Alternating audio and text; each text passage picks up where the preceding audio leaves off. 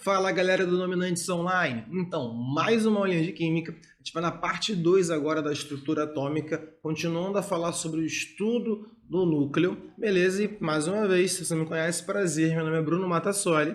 Bora lá!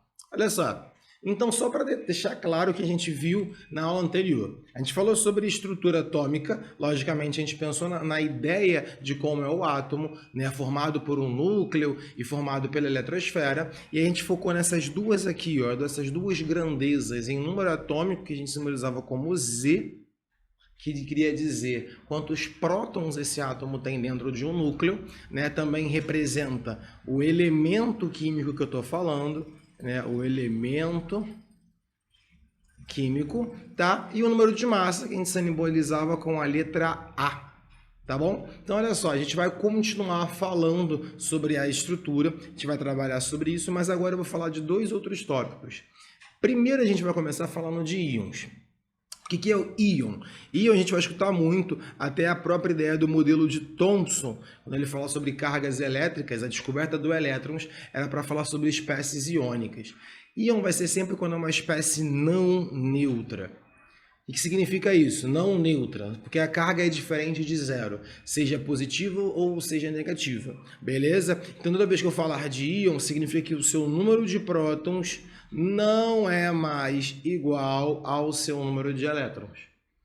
Tá, Bruna, porque ele ganhou prótons? Não. Então, assim, sempre que seja positivo ou seja negativo, a carga vai ser sempre em relativo ao perda ou ganho de elétrons na eletrosfera. Porque se um átomo ele perde prótons, ele modifica toda a sua propriedade. Ele deixa de pertencer a um elemento químico para ir para outro. Então, é o que a gente diz que é um estudo, uma reação nuclear. Toda vez que a gente for falar de íons, a gente está falando de mexer na eletrosfera, de perda ou ganho de elétrons. Antes de falar desses íons, a gente precisa classificá-los. E a gente classifica eles da seguinte forma. Primeiro, a gente pode classificar... Deixa eu até voltar aqui, ó, pronto, vai ficar mais visível. Quanto à carga, a gente diz que tem os cátions. Cátions vão ser as espécies positivas. E a gente tem os ânions, que são as espécies negativas. Tá? Cátions e ânions a gente classifica. O íon ou é um cátion ou é um ânion. E essa classificação quase ninguém usa, que não é quanto à carga, é quanto à estrutura. Lembra lá de substância simples e substância composta? Aqui um íon simples é formado por apenas um átomo.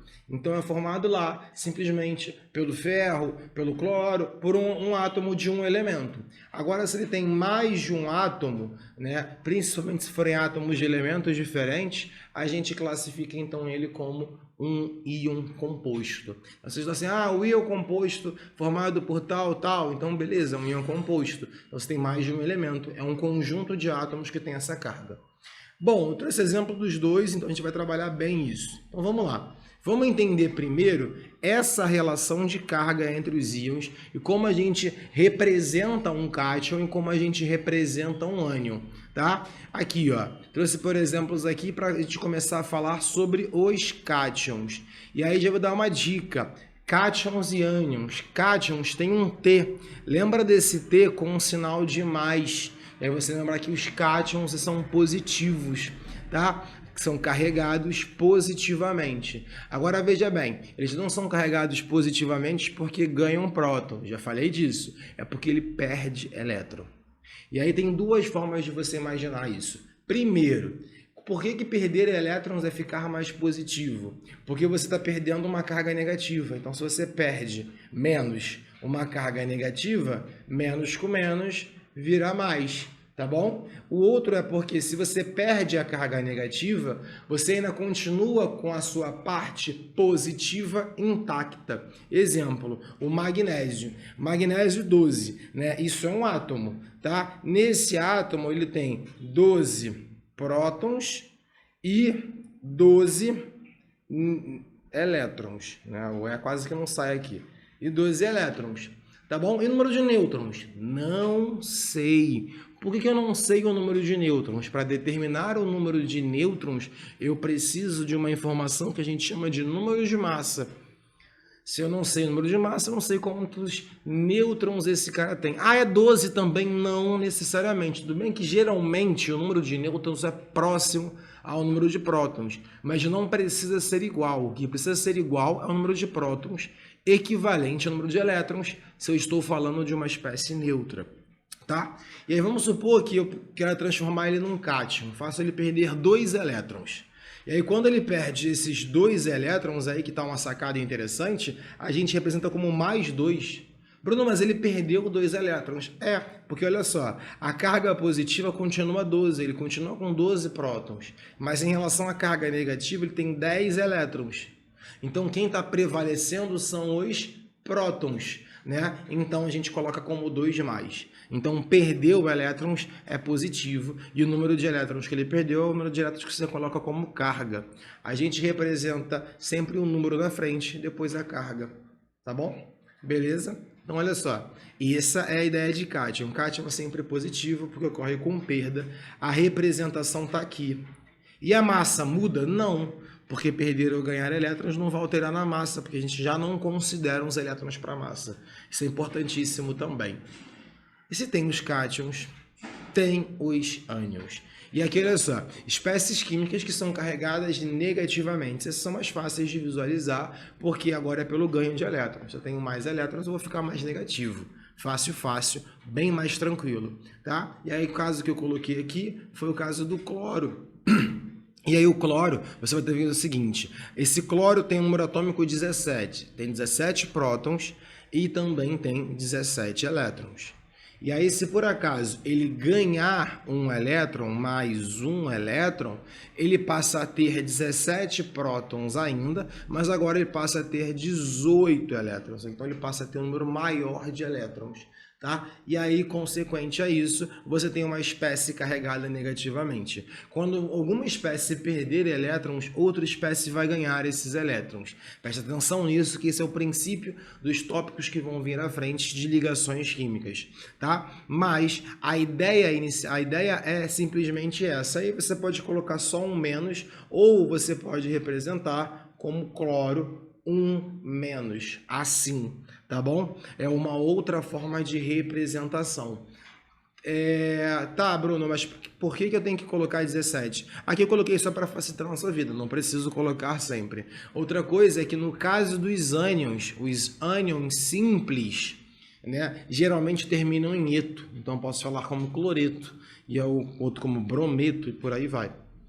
Bom, entendendo que como funciona, que é o ganho e a perda de elétrons, ganhou elétrons negativo, perdeu elétrons positivo, colocar mais um exemplo aqui, onde aparece um íon composto, o SO3, que é um íon oxigenado, um íon composto, conhecido como íon sulfito, tá? O que acontece aqui? Nesse íon aqui, como é que ele vai funcionar? O SO3 menos 2. A carga não é do enxofre, a carga não é do oxigênio. A carga é do combo entre eles. Por isso existe um parêntese, às vezes também pode existir um conchete para a estrutura. Aí é uma pergunta bem interessante que ele fala quantos elétrons possui nessa espécie.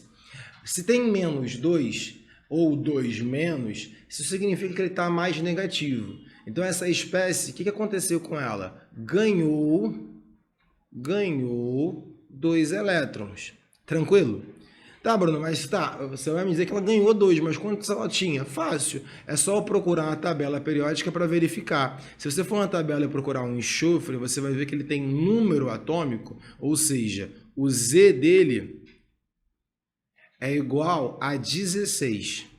E se você for na tabela periódica e ver o Z, o número atômico do oxigênio, ele é 8. Então, olha só, o que significa isso? Que cada átomo de enxofre tem 16 prótons no seu núcleo. Naturalmente, ele teria 16 elétrons, tá? Então, esquece que ele ganhou 2, vou contar ele normalmente. Então, eu sei que o total de elétrons eram 16 elétrons que veio do enxofre, mas cada oxigênio tem um número atômico 8, simboliza que no seu núcleo tem 8 prótons, e na sua eletrosfera tem 8 elétrons. Como tem 3 vezes 8 elétrons, tá bom? E como ganhou 2, eu coloco mais 2 elétrons aqui, acabou, e descubro 16 mais 3 vezes 8, até onde eu sei é 24, mais 2. Isso 16 mais 24, isso dá 30, dá 40, 42 elétrons. Resposta, a espécie aniônica, um ânion composto, e a gente pode dizer que se é 2, a gente diz que é bivalente, né? Esse bivalência, valência é o número de elétrons, né? Que foi perdido ou ganho nesse caso, então nesse caso é um ânion bivalente, poderia ser assim um monovalente, esse 3 trivalente, é igual a 42 elétrons. Tá? E a gente encerrou? Não, não encerrou. A gente vai continuar aqui falando, nesse caso, sobre semelhança atômica. Semelhança atômica, Bruno, o que é isso? É algo que é semelhante entre eles.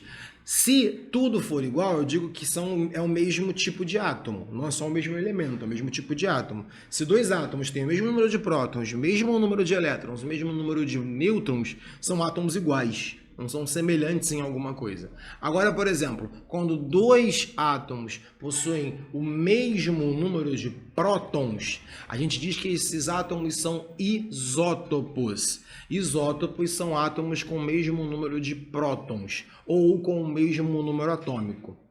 E aí, se você encontra dois átomos diferentes que tenham número de prótons diferentes, mas o seu número de nêutrons são iguais, a gente chama que são duas espécies isótonas, ou são dois isótonos. Agora, olha a dica, hein? Isótopos, P, de prótons. Isótonos, N, de nêutrons. Beleza? Tá? E Bruno, e se eles tiverem a massa igual? Mas aí cuidado, para ter a massa igual, ele tem que ter número de prótons e número de nêutrons diferente. Mas o somatório entre os dois valores for igual, a gente chama que são átomos isóbaros.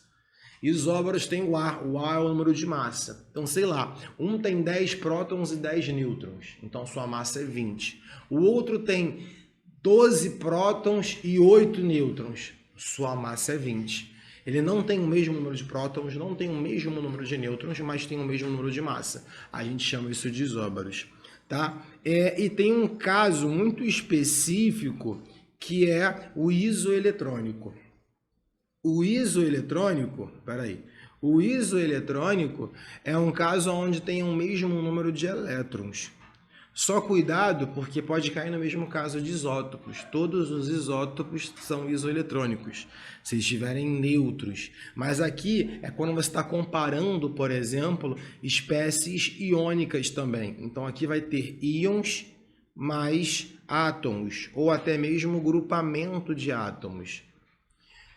Você pode, por exemplo, o cloro, no caso, quando ele vira um ânion, ele tem número atômico 17, mas ele tem 18 elétrons. Se eu procurar o elemento que tem número atômico 18, que é o argônio, eu posso dizer que o cloro, quando é ânion, menos 1, ele é isoeletrônico, tem o mesmo número de elétrons do argônio, porque, naturalmente, o argônio tem 18 prótons e 18 elétrons. Nesse caso de isoeletrônicos, todos são diferentes. Ele não tem o mesmo número de prótons, não tem o mesmo número de nêutrons e não tem o mesmo número de massa. E você vai reparar que você vai ter espécies iônicas sendo comparadas às espécies neutras. Beleza? Tá? E aí a gente fecha esse ciclo de aulas de estudo do núcleo. A gente entendeu a estrutura de número atômico, número de massa, a gente vai falar isso em outras aulas, tá? Mas a gente fecha esse ciclo inicial para aprender a simbologia junto com os conceitos de modelo atômico. Foi? Bem, então olha só, outra coisa importante, que quando a gente fala de isótopos, é bem legal e interessante destacar, que é um dos mais utilizados, por sinal, que para ter o mesmo número de prótons, tem que ser do mesmo elemento. Então, olha só, vou até colocar aqui, ó, mesmo elemento, só para vocês se ligarem. Porque o que acontece? Como é que o cara vai ter, como é que dois átomos vão ter número de prótons iguais e não pertencentes ao mesmo elemento? Quando a gente fala que dois átomos são isótopos, é porque dois átomos pertencem ao mesmo elemento químico. Um exemplo eu coloquei agora do magnésio. O magnésio, por exemplo, ele tem 3 ocorrências de isótopos naturais, quando a gente fala na Terra, né? Não analisa fora dela ainda. Mas é o seguinte, o magnésio tem número atômico 12, mas você encontra magnésio 24, significa que ele tem massa 24, magnésio 25 significa que ele tem massa 25, e magnésio 26, né? Tá? Porcentagens diferentes de encontrar. Sabe-se que, sabendo que todos os átomos do elemento químico magnésio possuem 12 prótons, o que diferencia dos isótopos de magnésio é o número de nêutrons. Porque olha só, se o magnésio tem número atômico 12 e massa 24, como é que eu determino o número de nêutrons? Fácil. É só você diminuir o número de massa sobre o número de prótons. Porque o número de massa já é o somatório de prótons mais nêutrons. Então, se você abater, você sabe que esse cara tem nêutrons igual a 12. Se a massa for 25, é porque nêutrons é igual a 13. Se a massa for 26, é porque nêutrons é igual a 14. Então, o que diferencia eles é o número de nêutrons, beleza? Aí, para fechar, tem um caso de isótopos que tem nomes específicos. Porque se falar isótopo do magnésio, é uma espécie do magnésio que tem massa definida, e outro átomo de magnésio pode ter outra massa, seria um outro isótopo.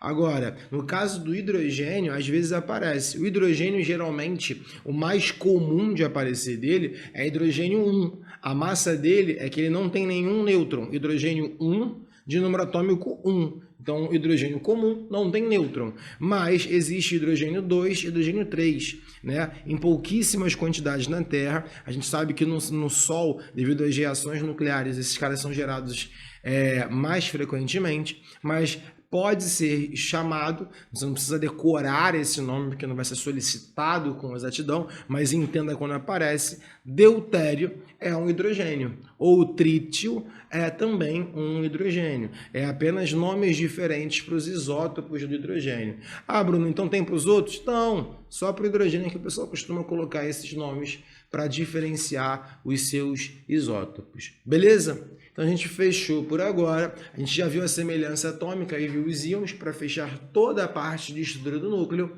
Até a próxima e fui!